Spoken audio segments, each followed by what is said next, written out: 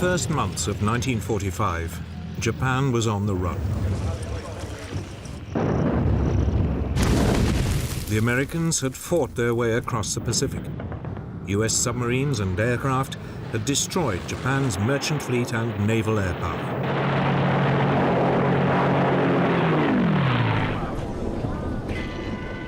The main Japanese home islands had been cut off from vital supplies of fuel and raw materials. The Japanese were facing defeat. Yet they refused to surrender, convinced that if they fought back with sufficient brutality, the Americans wouldn't have the stomach for the fight and would give in.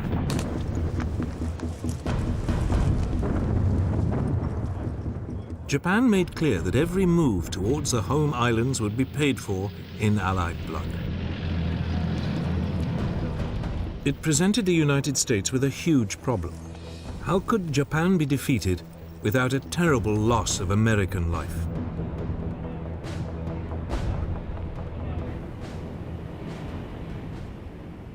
The country would eventually turn to the most powerful and dreadful weapon ever seen. A weapon that would change the course of war forever.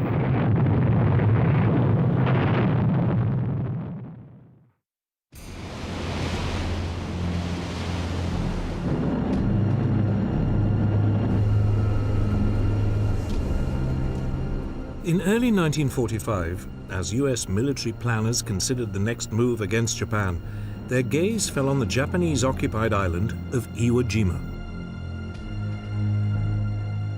It lay a mere 800 miles from the Japanese mainland and would be a valuable base for attacking the country.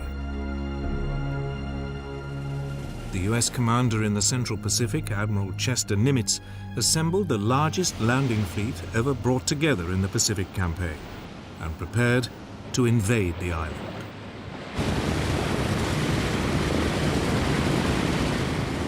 Nimitz was taking no risks. Wave after wave of American aircraft paved the way with a massive aerial bombardment.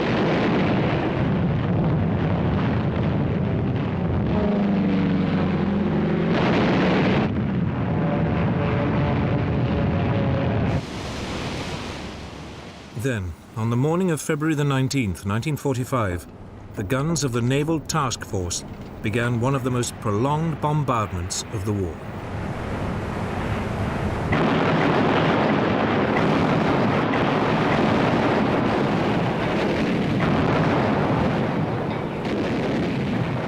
At the same time, landing craft set off for the shore.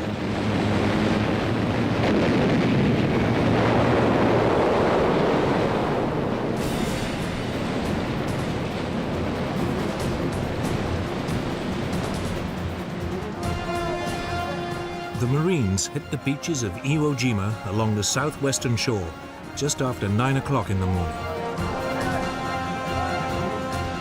For a few moments, there was an eerie calm. The massive naval and aerial bombardment appeared to have overwhelmed the Japanese garrison. Then a hurricane of Japanese fire swept over them.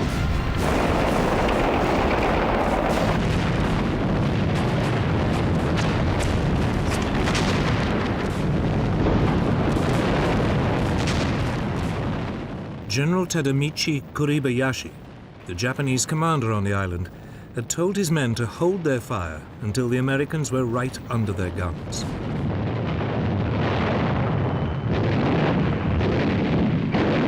Now the Japanese opened up from a network of tunnels, caves, and bunkers.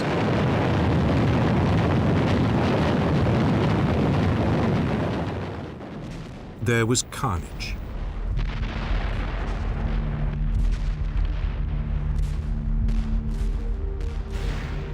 But gradually, small groups of US troops inched their way forward.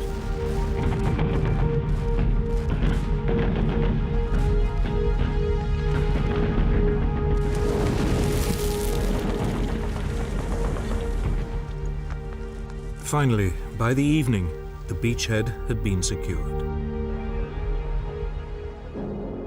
The task now was to capture the 550-foot-high Mount Suribachi, the heavily defended volcano that dominates Iwo Jima.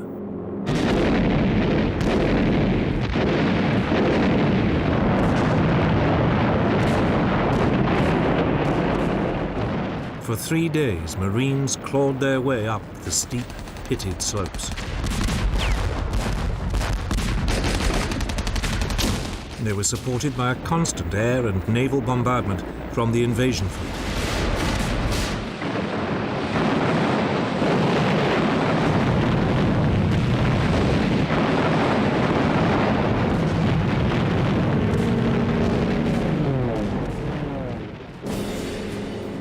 Finally, on February the 23rd, 1945, a US platoon led by First Lieutenant Harold Schreier began the final assault, carrying with them a small US flag. They reached the summit and raised their flag using a piece of piping as a pole.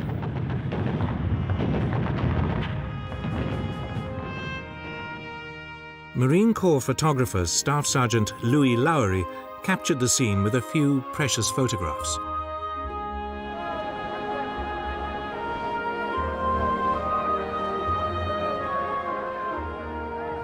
The hard-pressed Marines on the beaches below cheered and wept.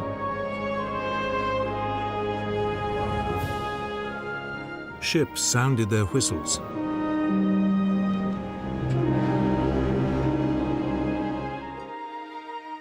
Three hours later, the event was restaged with a larger US flag. The moment was immortalized by photographer Joe Rosenthal with one of the most iconic photographs of the war.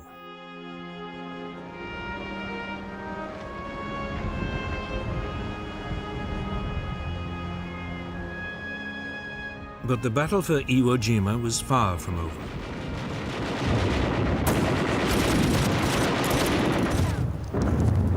The rest of the island was still in Japanese hands.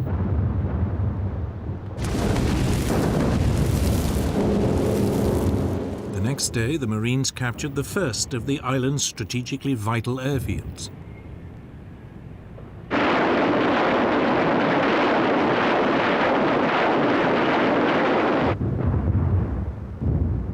But Kuribayashi had told his men to take as many of the enemy with them as possible. Their duty to the Emperor to die on the island.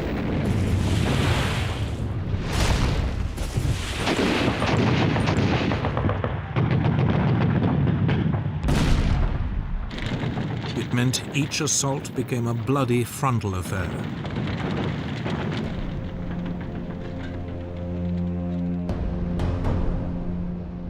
It took 2 weeks before the remaining 2 airfields on the island were in US hands.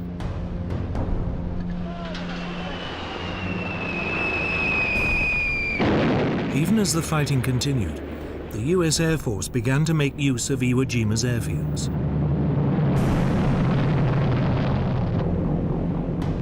During the late spring and summer of 1945, over 2,500 damaged US bombers made emergency landings on the island, often saving the lives of their crews. Finally, at the end of March, after some 6 weeks of ferocious fighting, the last Japanese resistance was snuffed out.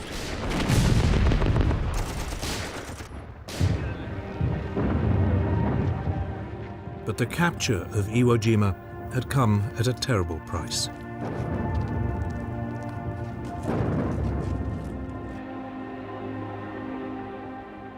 Only 200 of the 22,000-strong Japanese garrison survived.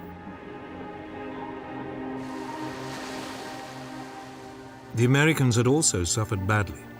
Nearly 7,000 Marines had been killed and some 18,000 wounded. The Americans finally had the base they needed, but it was now clear that unless the US could come up with an alternative, any invasion of Japan would be paid for in tens of thousands of American lives.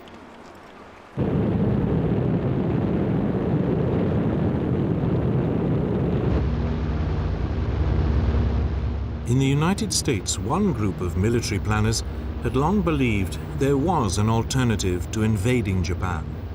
It was called strategic bombing.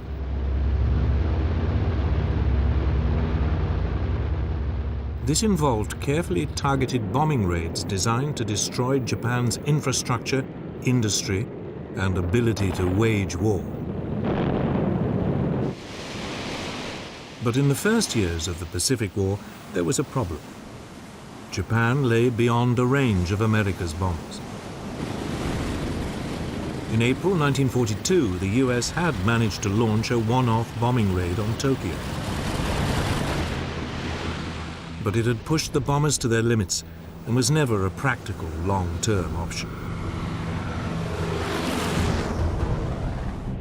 Then, in early 1944, the Boeing Aircraft Corporation produced a revolutionary new heavy bomber, the B-29 Superfortress.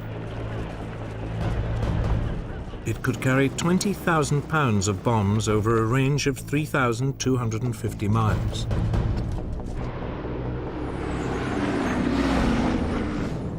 Suddenly, Japan was just about in reach of America's forward bases in the Pacific.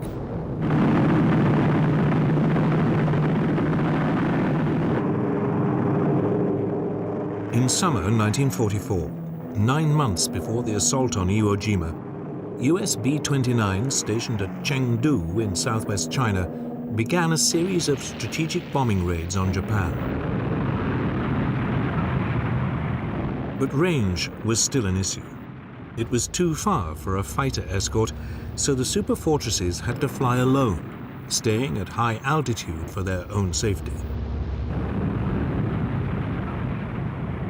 Even then, the range was only just within limits, and there was no room for navigational error.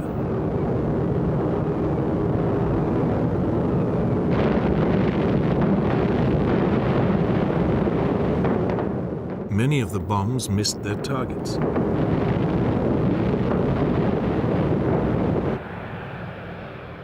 Then in July 1944, there was a development that gave strategic bombing a new lease of life. The US Navy captured the Mariana Islands in the Central Pacific. They were only 1,500 miles from the Japanese homeland.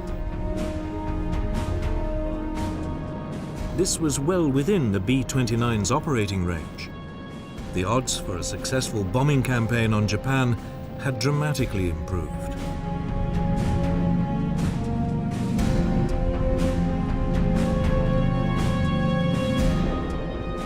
On November the 24th, over 100 superfortresses took off from the Marianas. Their target, the Nakajima Aircraft Factory in Tokyo.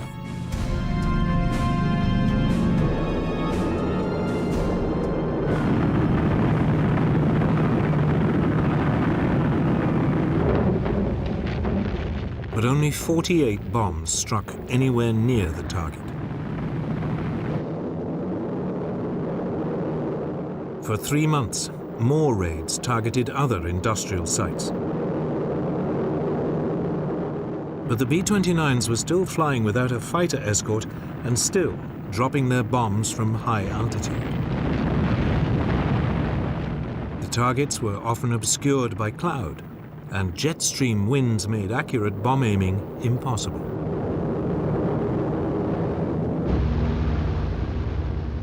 To make matters worse, the B-29 suffered from engine problems. There were also attacks from kamikaze pilots.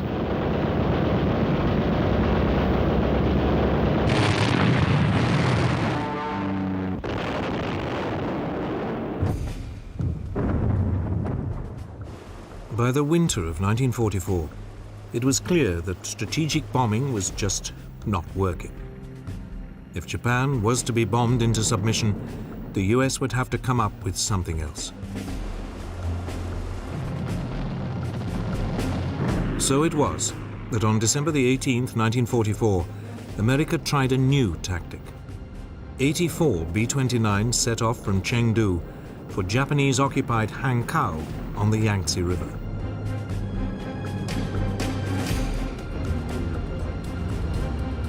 They flew much lower than usual and carried mostly incendiary rather than high-explosive bombs.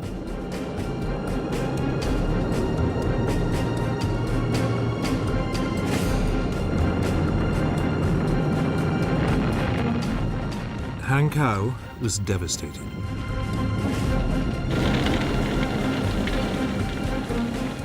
The raid was more effective than almost any of the previous strategic bombing raids. The US appeared to have found a way forward: firebombing at low altitude. The US bomber commander in the Marianas, General Curtis LeMay, now ordered the systematic firebombing of Japan. It was the same tactic that Britain had employed in Germany.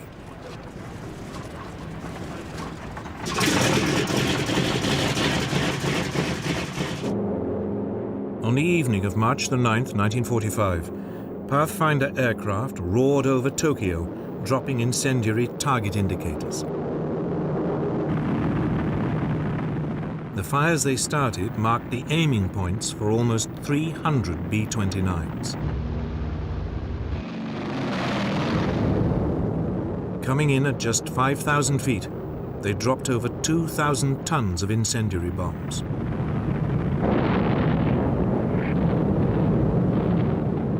The flimsy wooden houses stood no chance. Air was sucked in, creating towering firestorms which raced faster than people could run.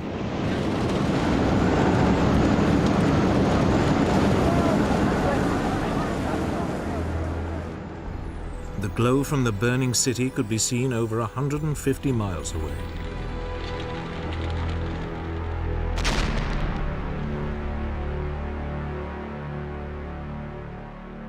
When the all clear finally sounded the following morning, 16 square miles of Tokyo had been obliterated. Over 100,000 of its citizens were killed and 1 million made homeless.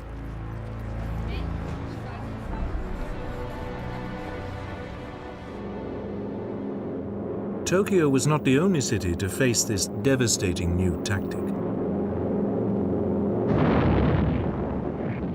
Nagoya was set ablaze 2 nights later. Then Osaka and Kobe during the following week. Firestorms engulfed whole areas, destroying houses and industrial facilities.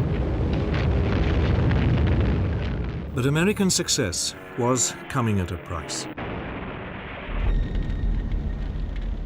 Without escorts, the low-flying US bombers were dangerously vulnerable to Japanese fighters. American losses now mounted. If the bombing campaign was ever to succeed, the US needed bases even closer to Japan.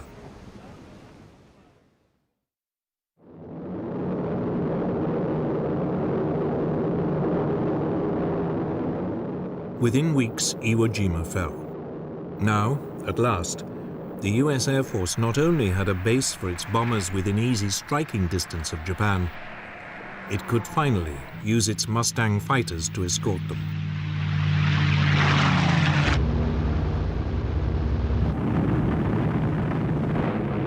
During the late spring and early summer of 1945, strikes of up to 500 bombers attacked Japan every other day.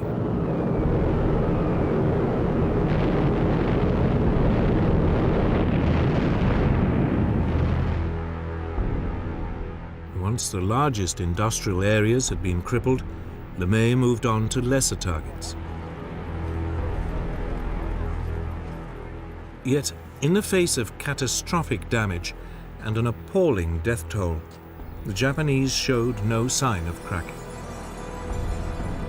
It finally dawned on the Americans that strategic bombing alone was never going to defeat Japan. It looked like a full-scale invasion of the country was becoming inevitable.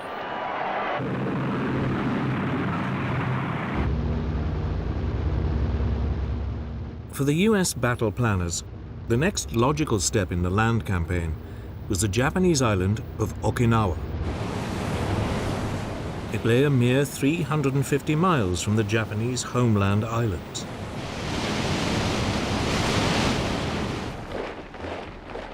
The island was defended by more than 120,000 men. The Japanese commander, General Mitsuru Ishijima, was determined to turn it into an American graveyard.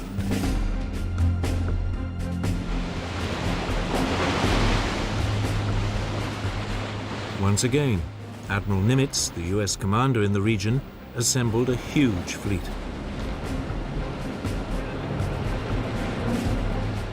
It included 40 aircraft carriers and 18 battleships. The opening bombardment of Okinawa began on March the 23rd, 1945.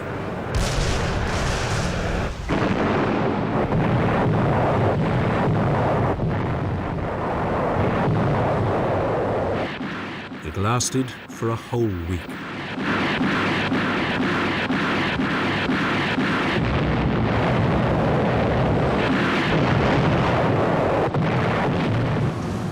Finally, on the morning of April the 1st, the assault boats headed for the shore.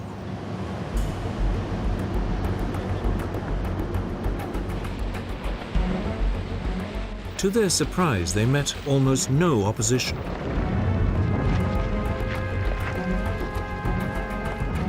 By nightfall, 60,000 men had landed, and the beachhead was up to 2 miles deep.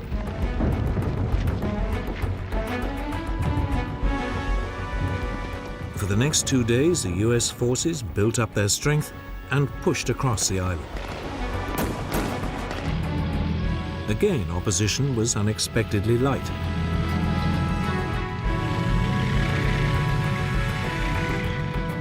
By April the 4th, the Japanese defenders had been split in two.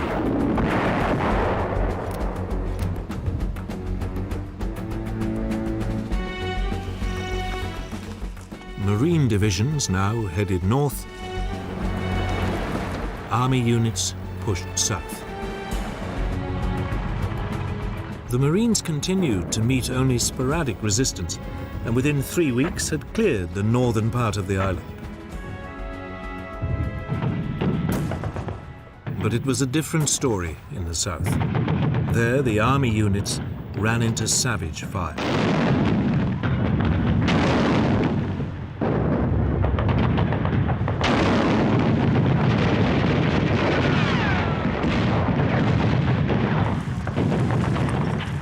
For 10 days, the Japanese held their defensive line.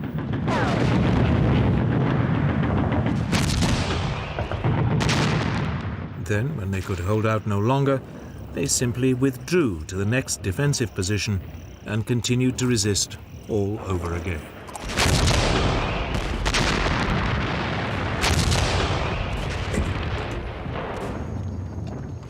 Meanwhile, the Japanese also prepared to launch an air assault on the invasion fleet. Early on the morning of April the 7th, kamikaze pilots gathered to drink their ritual cups of sake and climb into their aircraft for the last time.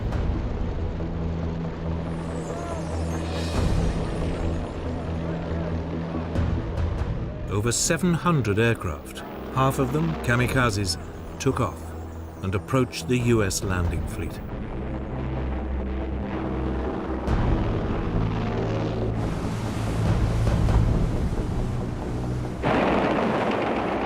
A line of radar-equipped destroyers operating about 50 miles out at sea was hit first.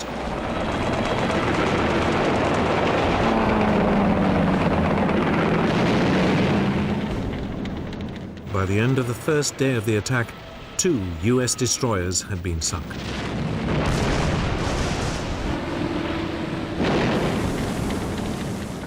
"24 other vessels were also damaged.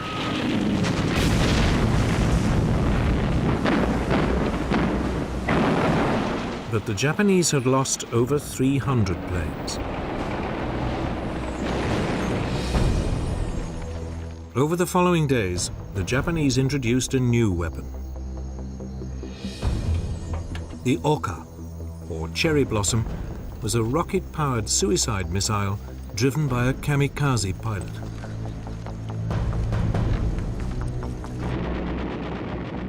It was launched from a bomber and carried a massive 2,650-pound warhead.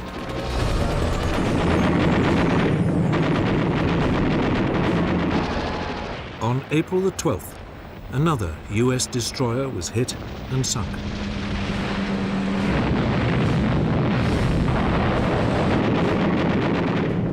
The Oka looked deadly, but US fighters quickly learned to intercept and shoot down the bombers that carried them.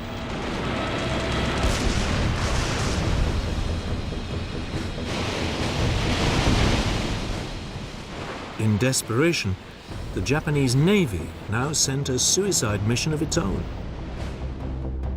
The Yamato, Japan's largest battleship, was loaded with just enough fuel to reach Okinawa and ordered to fight to the death, sinking as many US ships as possible in the process. But as the giant ship approached Okinawa, it was spotted. Some 400 US aircraft descended on it.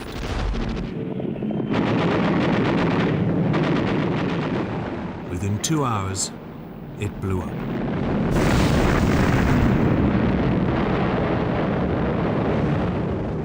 The fireball could be seen for over 100 miles.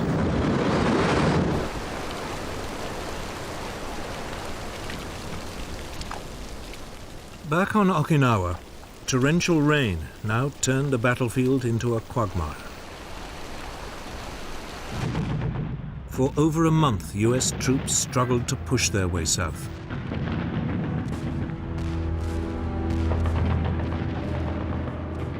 Every cave or dugout entrance had to be blasted by flamethrowers, grenades, and explosives. As before, as one defensive line was overrun, the Japanese slipped back to another, and the whole grim business would start again.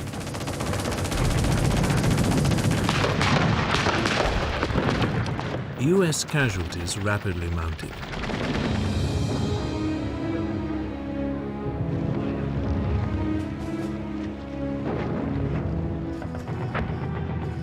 Finally, on June the 1st, the town of Shuri was captured.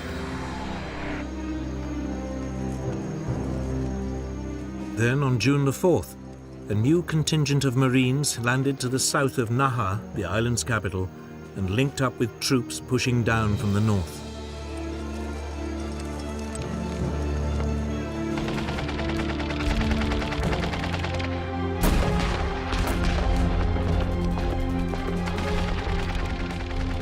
Savage fighting continued, but by June the 17th, the Japanese resistance was collapsing.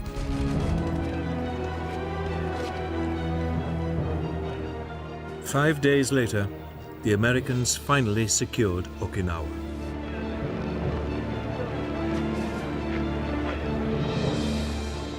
The Japanese commander, General Ishijima, committed ritual suicide, harakiri.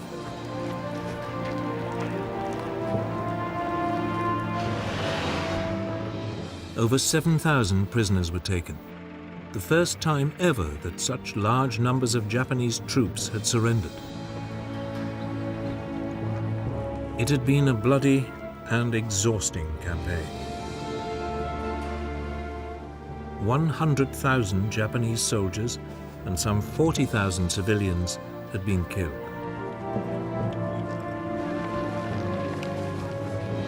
The Americans, for their part, had lost over 15,000 men. It was a sobering reminder of what would await the American forces if they invaded the main Japanese home islands.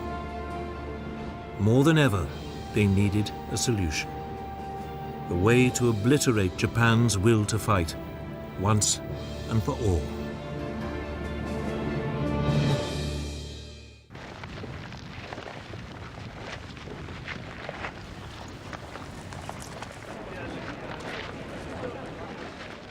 The victory at Okinawa meant America's military planners now had to decide what to do next. Despite shattering defeats, the Japanese still showed no sign of surrendering. Some US commanders argued for a continuation of the firebombing campaign. But by the summer of 1945, it was clear that bombing alone would never defeat Japan. An invasion seemed unavoidable. But the question was, at what price?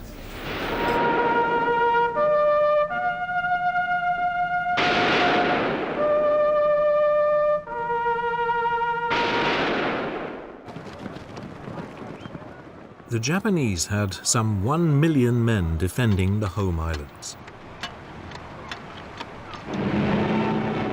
They were supported by about 5,000 aircraft, and new kamikaze pilots were being trained all the time.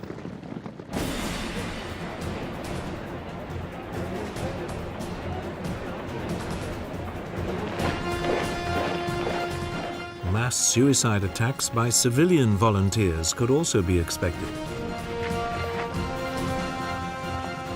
A bloodbath seemed inevitable. It was estimated that over 250,000 American lives might be lost. Then, in July 1945, the new US President, Harry S. Truman, heard about the results of a top-secret Allied scientific research program. It was called the Manhattan Project.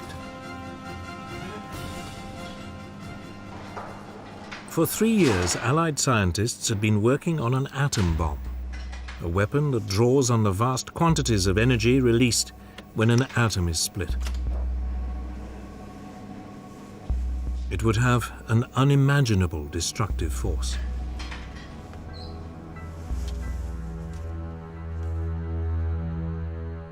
The project was led by US General Leslie Groves, an Army engineer.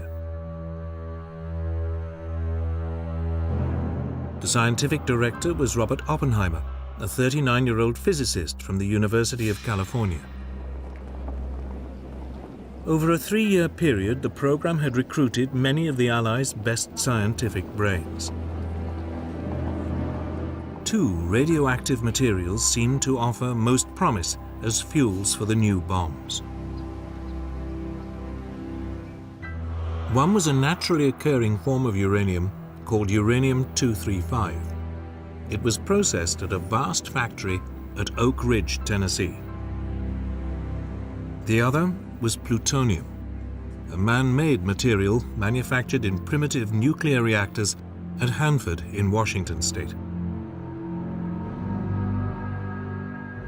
The research was coordinated and conducted by a team of scientists at Los Alamos, a specially built laboratory complex in the New Mexico desert.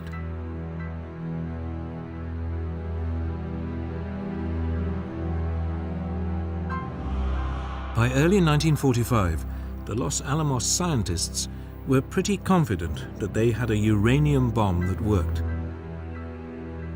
But it required huge quantities of uranium-235, and the scientists worried that they didn't have enough of it. So they also designed a second bomb that used plutonium. But this, unlike the uranium bomb, was much less well understood, and they weren't sure it would work. Before it could be used, they would need to test it. By early July 1945, after an expenditure of more than $2 billion, the plutonium bomb was ready for trials. The gadget, as it was called, was mounted on a steel tower in the New Mexico desert. At 5:30 in the morning of July the 16th, the atomic age began.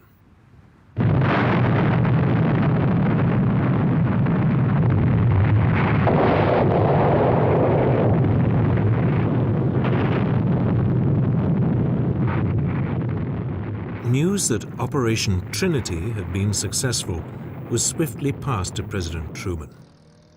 He had recently arrived at a conference in the Berlin suburb of Potsdam, meeting with Stalin and Churchill, discussing the future of Europe. Truman didn't hesitate.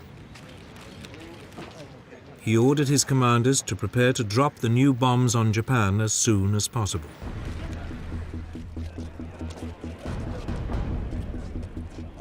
Two bombs, a uranium device codenamed Little Boy and a plutonium bomb called Fat Man, were now transported to the Mariana Islands.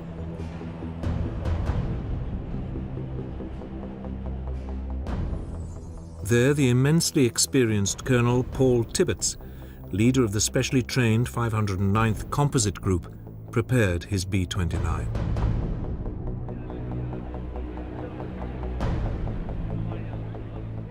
At 2:45 in the morning of August the 6th, Tibbets lifted his plane, named Enola Gay after his mother, off the runway. On board, he was carrying Little Boy.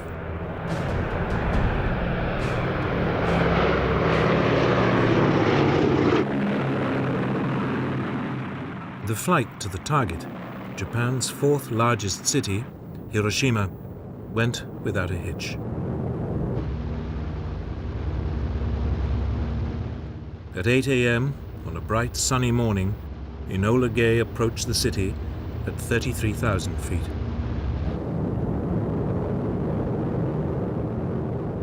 Then, at just after 8:15, Little Boy was released.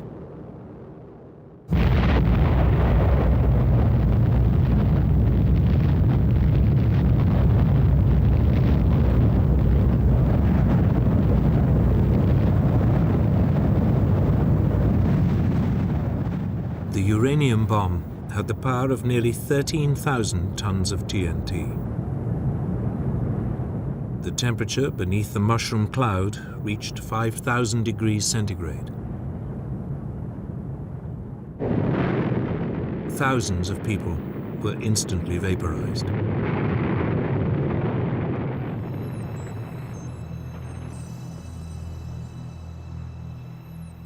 Shock waves leveled buildings up to a 5-mile radius.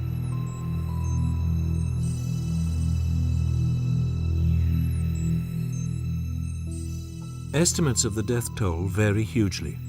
Some put it at 40,000 people, others at 100,000.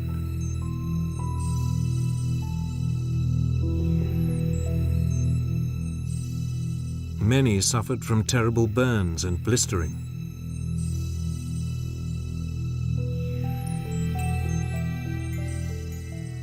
Over the course of the following weeks, thousands more people died from radiation poisoning.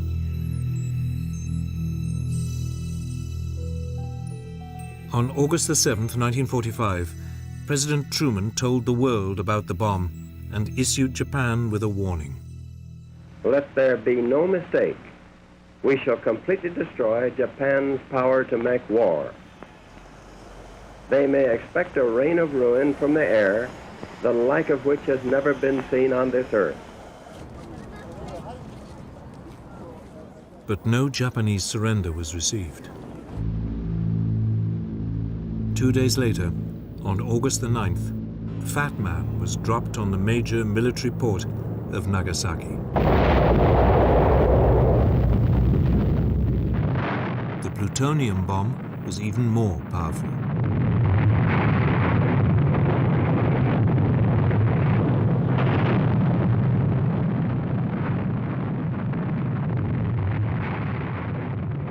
In fact, the bomb fell way off target, but it still caused massive destruction.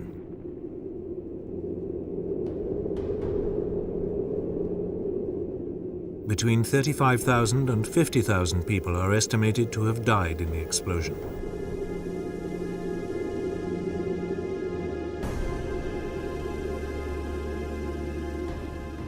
The Japanese government could now have no doubt that they faced a new and horrific weapon. But the question remained, would even this force them to surrender?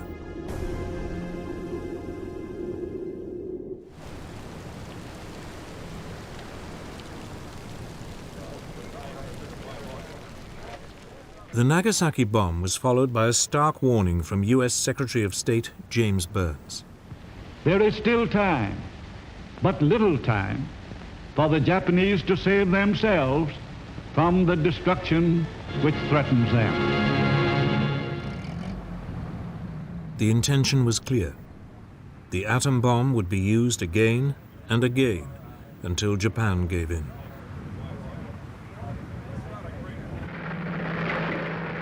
That same day, Japan's position became even more precarious. Early in the morning of August the 9th, 1.5 million Soviet troops stormed into Manchuria and northern China.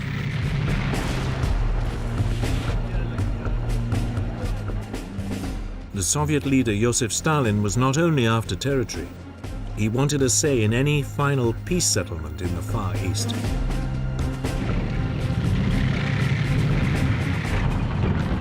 There were still over 1 million Japanese troops in the area, but the Red Army blitzkrieg was unstoppable. The Japanese position in the war had become untenable.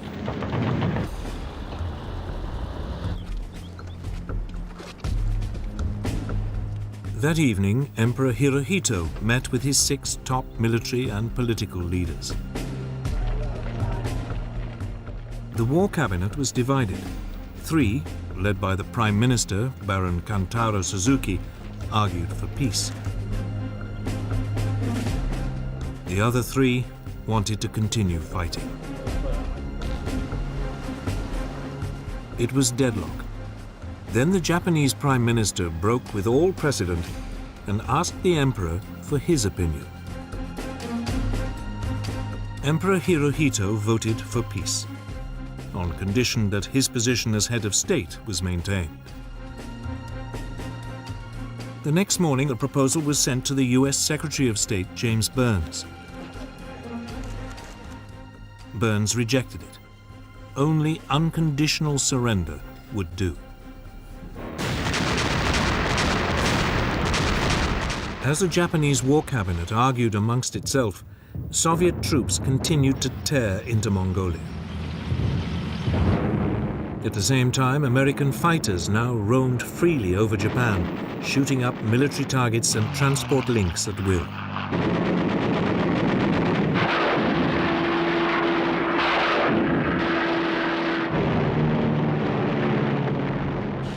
Massive air raids continued to devastate Japan.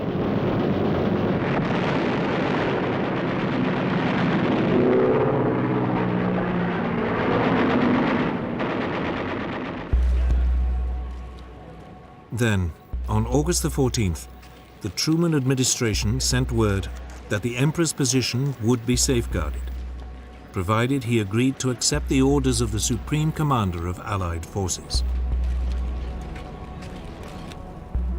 Hirohito used his huge prestige to instruct the war cabinet to endure the unendurable and accept the terms. That day in Washington, President Truman announced that Japan had surrendered unconditionally. I deem this reply a full acceptance of the Potsdam Declaration, which specifies the unconditional surrender of Japan. Cheering, singing crowds erupted onto the streets of every American city.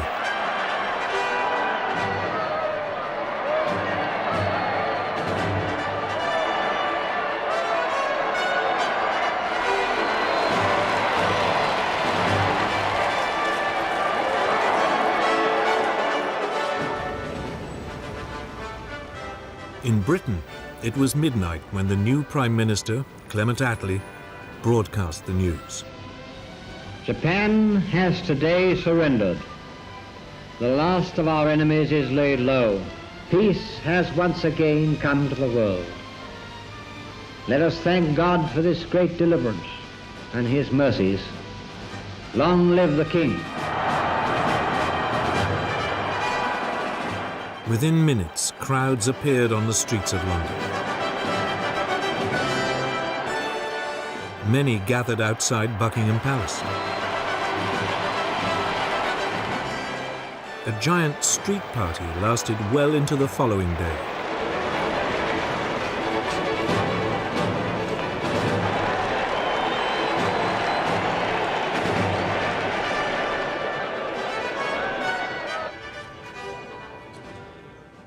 The next morning, August the 15th, an astounded Japanese people listened to the voice of their God Emperor for the very first time.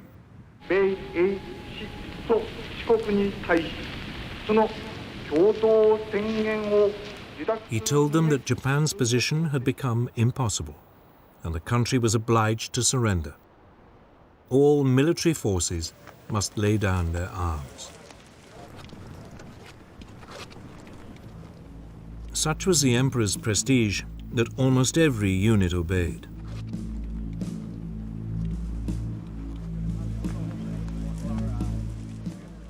But in Manchuria, despite the Japanese ceasefire, the Soviet forces fought on.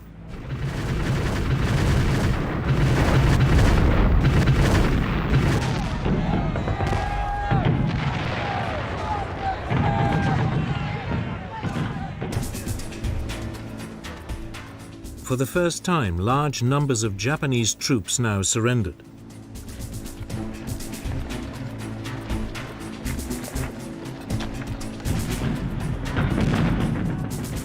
Nevertheless, the Soviets, determined to seize as much territory as possible, continued to advance. Stalin wouldn't stop the fighting for another week. By then, the whole of Manchuria, half of Korea, and part of northern China were under his control.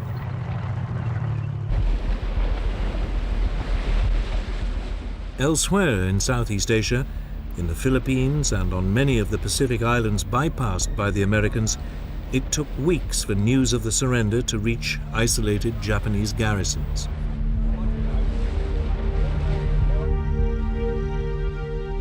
Some Japanese soldiers would remain hidden in the jungle for more than 30 years.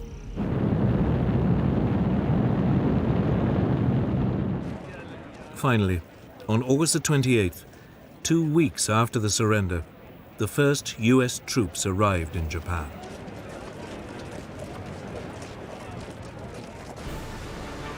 A huge US fleet gathered in Tokyo Bay, sailing past the shattered hulks of the once proud Japanese Navy that they had so comprehensively defeated.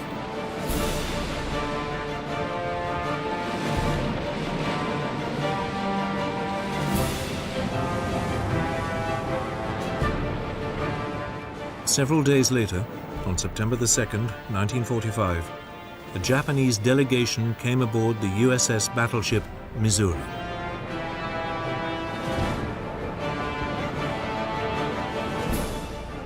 On its quarterdeck, the new Japanese Foreign Minister, Mamoru Shigemitsu, signed the document of unconditional surrender. It was countersigned by US General Douglas MacArthur, the man who would effectively run Japan for the next 6 years. As Supreme Commander for the Allied Powers, I announce it my firm purpose, in the tradition of the countries I represent, to proceed in the discharge of my responsibilities with justice and tolerance. Then a force of more than 2,000 Allied aircraft roared overhead. It was a fitting tribute to the overwhelming power which had finally brought Germany and Japan to utter defeat.